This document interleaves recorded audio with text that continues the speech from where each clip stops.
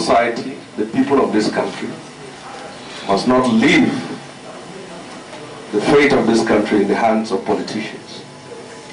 Mass protest and mass action is sometimes needed to compel the political class, the political elite, to do what is right.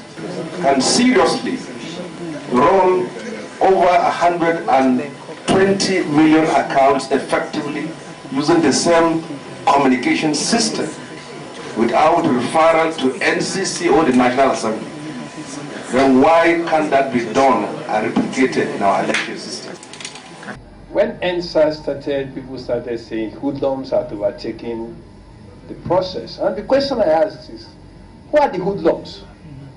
Then who is responsible for the hoodlumization of Nigerian space? Some of these people you call hoodlums, some of them have master's degrees. Some of these hoodlums were deliberate products of the political class and elite. We need a pan-Nigerian narrative. I, for example, believe that restructuring this nation is the way to go. The house in Grover, East London, that is currently $17 million, that's owned by my governor, according to Pandora Papers. If he sells off that house, he has money to conduct campaigns in Osun State for the next 3-4 election cycles. I don't have that. The average person that I know who is a young person who is interested in nation building doesn't have that. If they put you through the process that they have put the Southeast through, I'm sure you will still be lying on the floor.